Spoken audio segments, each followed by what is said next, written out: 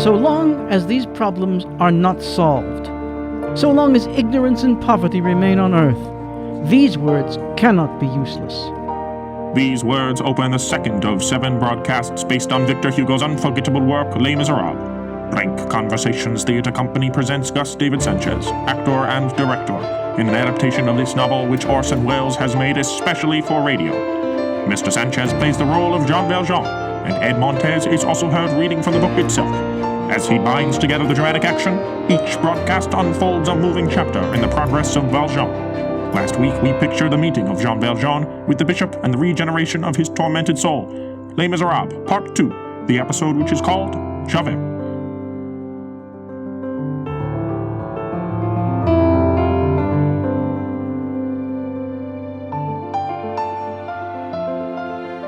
(1817). Napoleon was at St. Helena. A thing which smoked and clacked at the Seine went and came beneath the windows of the Tuileries. It was a sort of toy called the steamboat. 1817. It was in this year that 4 young gentlemen of Paris played a joke on their sweethearts. One of these young gentlemen was Felix Tholomyès, and his sweetheart was Fantine.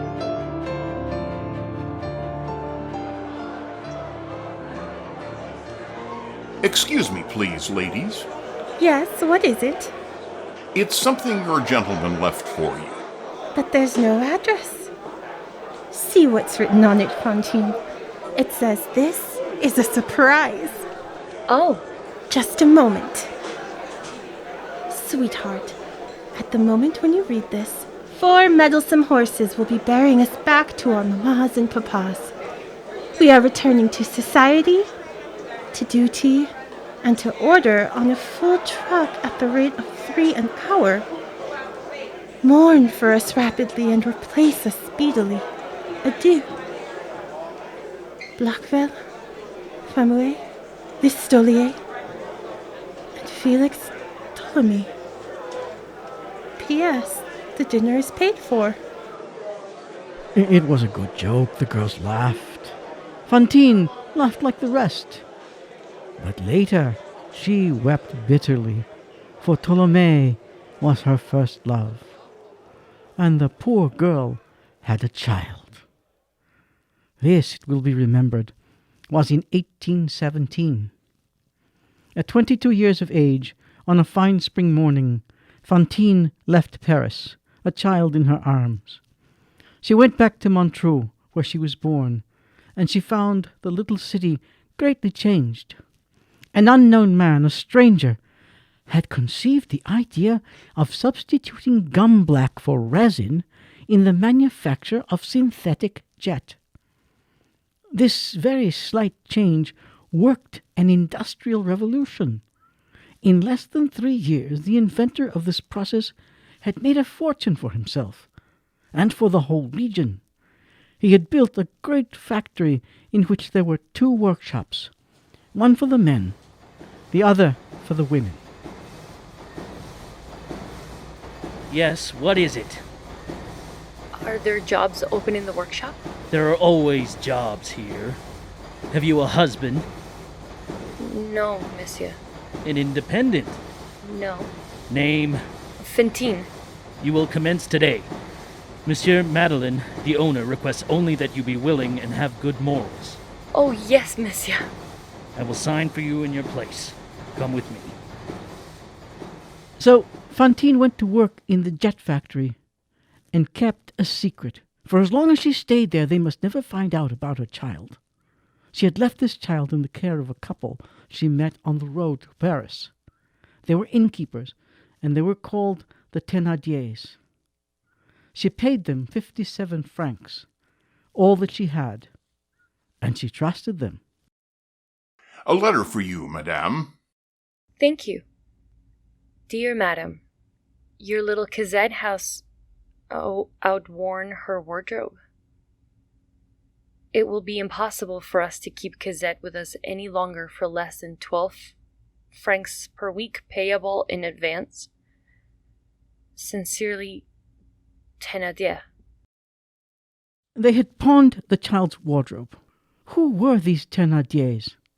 The woman was a brute, and the man was a blackguard. But Fantine knew nothing of this, and she sent him the money. The child's clothes being gone, they dressed her in rags, and they fed her on scraps a little better than a dog, and a little worse than the cat. They put her to work. She was made to run errands, to sweep the rooms and the yard and the street. In the village they call this little child the Lark. This tiny being, no larger than a bird, trembling, frightened, shivering, awake each morning, first of all in the house and in the village, and always on the street of the fields before dawn. But the poor Lark never sang. Fantine took a small room and furnished it on the credit of future labor. She worked hard, thought of nothing but Cosette, and was almost happy. Not being able to say she was married, she took care not to speak of a child, but the women began to whisper in the workshop, and Fantine was watched. More than a few were jealous of her fine teeth and golden hair. Monsieur. You have been with us in this establishment for over a year. Here are 50 francs. 50 francs? They are donated by your employer, Monsieur Madeleine. They will cover your expenses. I must ask that you seek employment elsewhere. Elsewhere? But you mean... Mademoiselle, the existence of your child has been revealed to us. Good day, madame. Fantine offered herself as a servant, but nobody wanted her. She began to make coarse shirts for the soldiers. For 12 sous she sewed 17 hours a day, but her creditors gave her no rest. How could she pay? She couldn't. How could she live? She learned. She learned from an old woman who sewed with her, named Margeurite. We, who have grown old in privation, can extract much from the sous. But 15 francs, Marguerite. Think of it. The Thénardiers wrote me. They want 3 more francs a week, and you know what I earn. You'll learn. But you can't live on sous a day. No, my dear. But you can starve on it.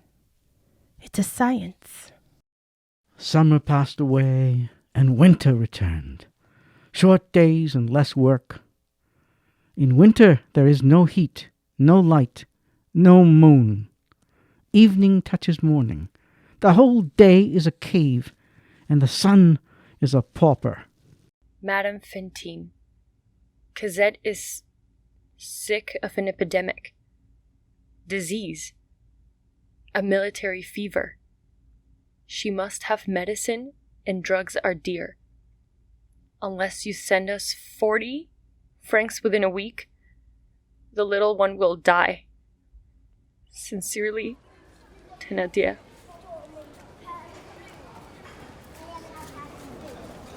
Ladies and gentlemen, I offer during my brief stay in this beautiful city the 7 wonders of the world. I know it is so great, but I think that you think the elixir of life, the power of love, the pill against pain. If your teeth hurt you, I would pull them out. Wouldn't you look beautiful? You there, you girl who is laughing. Have you such girl teeth? Sell me 2, and I will give you gold. The front teeth and the head, the 2 pretty upper ones. Consider my beauty, 2 gold Napoleons, 40 francs. How much good will they do you if you've got the courage to come here this evening to be in, and you'll find me there. Oh, no, don't run away. Hold on, come back. What's happened? Oh, God. What's happened? In the square, there was a traveling dentist. He wanted to pull off my 2 front teeth. I should be hideous. I'd rather throw myself from the sky into the pavement. What did he offer you? 2 Napoleons. That's 40 francs. Yes. 40 francs. They shouldn't allow it. I agree. What does it mean? Military disease? You know it's a disease. Does it mean many drugs? Terrible drugs. How did it come on you? Comes in a moment. Does it attack children? Do they die of it? Told me to wait for it at the inn. The next morning, when the old woman went into Fantine's chamber before daybreak, for they always worked together, and so made one candle do for two, she found Fantine sitting there on the couch. She had not been to bed.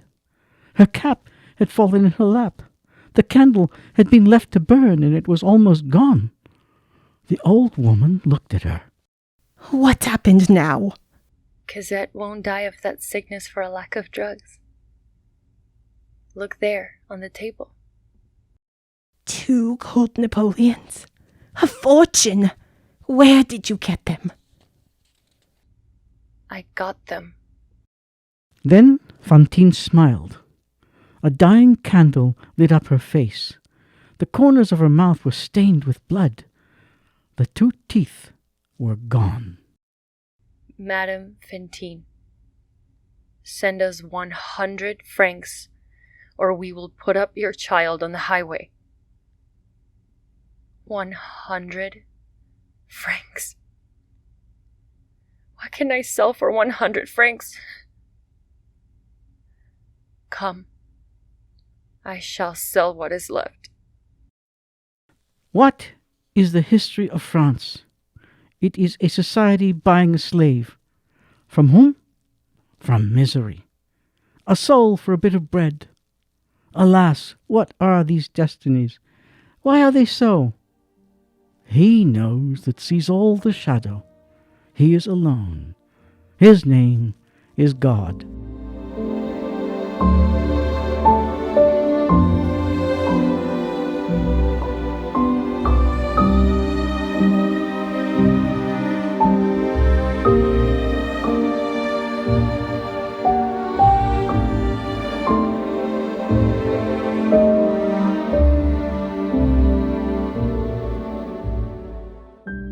Monsieur Madeleine was well loved in the village, but sometimes when he passed along the street, calm, affectionate, followed by the benedictions of all, it happened that a tall man wearing a flat hat and an iron grey coat and armed with a stout cane would turn around abruptly and follow him with his eyes until he disappeared. This man was one of the police. His name was Javert. The peasants of Asturias believe that in every litter of wolves there is one dog which is killed by the mother. Left on growing, it would devour the others. Give a human face to this dog, son of a wolf, and you will have Javert. This man laughed rarely and terribly, and around his nose there was a wrinkle as broad and wild as the muzzle of a fallow deer. Javert, with an eye always fixed upon Madeleine. The notebook of Inspector Javert. January 9, 1818. Who is Madeleine? No one knows. Who is his family? What is his history? Where does he come from? No one knows. He is popular for his deeds of charity, which are done secretly, as though they were bad deeds. He's been offered the Legion of Honor. He refused it. Who is that man? I cannot be sure of what I guess, but I know well I have seen him before. April 10, 1820. Madeleine is in mourning for a certain Bishop of Dean. I watch him carefully. His speech is more mannerly, an accent more refined than when I first came to the city. He walks strangely with one foot dragging. He knows I am watching. August 17, 1822. The king has appointed Madeleine the mayor of the city. Consider the man who came here with only a few hundred francs. He is now a millionaire. This is a sudden rise. I have now learned the circumstances of his arrival into this place. He came here a common laborer, stick in hand, and a sack on his back one evening in the autumn of 1815. That night, October 23, there was a fire in the townhouse, and this man leapt into the flames and saved from burning 2 children of the captain of the police. As far as can be ascertained, in the excitement and gratitude of the occasion, no one thought to ask him for his passport. There is certainly no record. He announced himself Madeleine, and so he has remained. I have made inquiries in Paris, and there are interesting circumstances relative to October 1815. Madeleine is now my immediate supervisor. Police routine brings me into contact with this man. He is well loved, but I am not deluded. I am still vigilant. I know that face. That year, there occurred 2 events on the streets of Montreux, which, while insignificant in themselves, made a profound impression on the mind of the Inspector Javert. The first was a common street accident.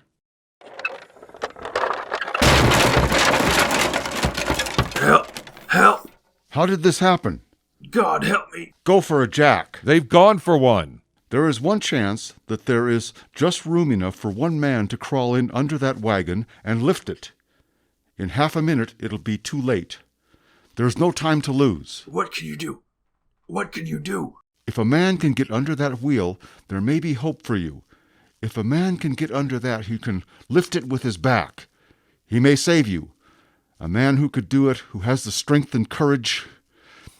5 louis d'or for the man who would try it. He must be a terrible man who can raise a wagon like that on his back.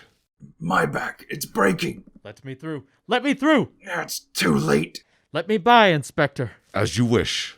No, no, monsieur. It's too late. They'll both be killed. Go! It's lifting. Quick! Oh, God, they made it. Monsieur, you are a brave man. Thank you, Inspector. In all my life, I have only known one man capable of doing what I have just seen you do. He was a convict in the galleys at Toulon long ago. Good day, Inspector. Good day, Monsieur Madeleine. That was the first incident. The second to impress Inspector Javert of the police took place on an evening in January, 5 months later. It was snowing. A woman, a rueful, betighted spectre, her shoulders bare in a gaudy ballroom dress, stood waiting in the street before the door of an officer's cafe. A well-dressed idler was amusing himself, tormenting this woman. Aren't you the ugly one? Oh, soakings and I. All right, your highness. Turn your back on me. You'll pay for it.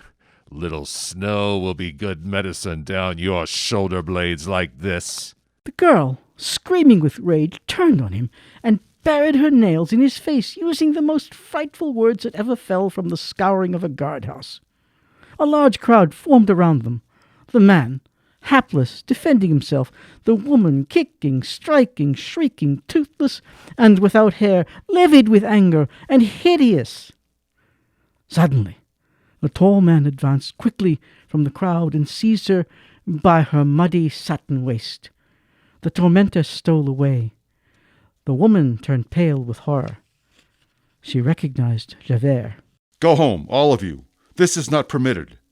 Young woman, I must take you to prison. Come with me. To prison? Oh, no, monsieur. What was your name again?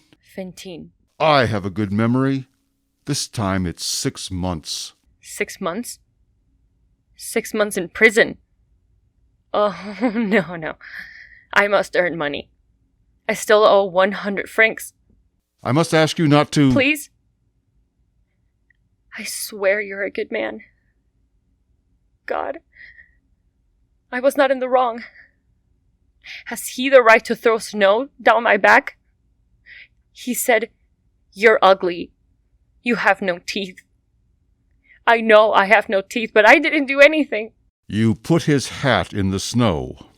I did wrong as well to his hat, but you can't imprison me for that. I must pay 100 francs, or they'll give up my Cosette. She's such a little one. They would put her out in the highway in the very heart of winter. If she were older, she could earn a living. But she's not yet 6. Come along, I've heard your story. You have 6 months. No! Do I have to drag you? One moment, if you please. Let me help you. I warn you, don't obstruct the course of justice. Mademoiselle, you'll be all right. This is insolent. Who are you? My name is Madeleine, the mayor. Your pardon, I didn't recognize you in the shadow. The mayor? Is this the famous Madeleine? Take care, woman. Mr. Javert. Think of it. He's the cause of it all. He turned me away from his factory on account of some stories they told about me in the workshop. Lies. You see how it happened to me? I'm sorry, monsieur. This will add to her sentence. That's all right, Inspector. Send the woman at liberty. But you mean I go? I'm free? I don't understand who said that. It wasn't the mayor. It couldn't be. Was it you there? You'll forgive me. I did stamp on the gentleman's head, but he stole my whole dress. No. We women, we have only one dress for the evening. Mademoiselle, how much did you say that you owed? I said nothing to you. You came in to scare me. I'm not scared of you. I'm scared of you. Only tonight it hurts me. I'm not very well. Give me a hand. Now don't be afraid to feel how hard it is. Let go of me, woman. You can't take me. Who told you that you are free? I did, Inspector. That cannot be done. And why not? This woman has insulted the citizens. I have learned the circumstances. It was the citizen who did wrong. She has also insulted the mayor. I can do what I please about that. Your pardon, monsieur, but you cannot. The insult does not rest with you. It rests with justice. Inspector, the highest justice is conscience. I have heard this woman contentious over the being. I obey my duty, monsieur. I'm sorry. The man you speak of belongs to the municipal police. Monsieur. I refer you to Article 81, the law of December 19th, 1789, the subject of legal imprisonment. I'm well acquainted with the criminal code, monsieur, but if you will... You may go, Inspector. However, monsieur... You may go, Inspector. Yes, monsieur. I don't understand. Mr. Javert is gone. Yes, he's gone. Don't be frightened. I'm sorry I didn't know your story. I never knew you'd left my workshop. I'll make it up to you now. Make it up to me? Yes, Fantine. And don't cry. I'll take care of your debts. My daughter. My Cosette. You should go to her and she should come to live with you. You mean that, monsieur? You swear? On my word of honor. Oh, monsieur. I am not a bad woman. Listen to me, Fantine. If all you say is true, and I do not doubt it, you have never ceased to be virtuous and holy before God. That same night, Javert wrote a letter to the police pass. Monsieur, I wish to report that a certain face has always been familiar to me. Tonight I placed it.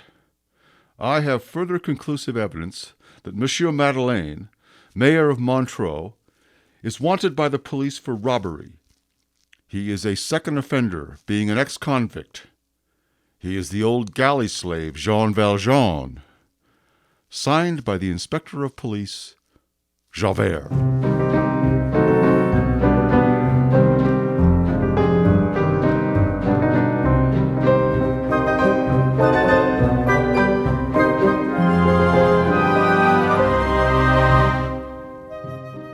Conversations Theatre Company has brought to life Victor Hugo's absorbing masterpiece, Les Miserables, the episode, which was called Javert. The cast is as follows: Gus David Sanchez as Jean Valjean, Ed Montes as the narrator, Doug Abbott as the waiter and man 2, Emily James as Favorite and Margeurite, Mara Carmona as Fantine, James Boberg as the factory manager, Scott Brocato as traveling dentist and man 3, David Bruner as the Wagoner, and Jeff Peckham as Javert. The announcements were done by Thomas Vasquez. If you liked tonight's broadcast and wish to see the continuation of programs such as these, consider donating to Blank Conversations Theatre Company. You can visit their website at www.blankconversations.org or check out their social medias. Thank you for tuning in, and be sure to tune in for next week's episode on Friday at 7 p.m. Mountain Standard Time. We shall present Les Miserables in its third phase, the episode titled The Trial. Thank you, and good night.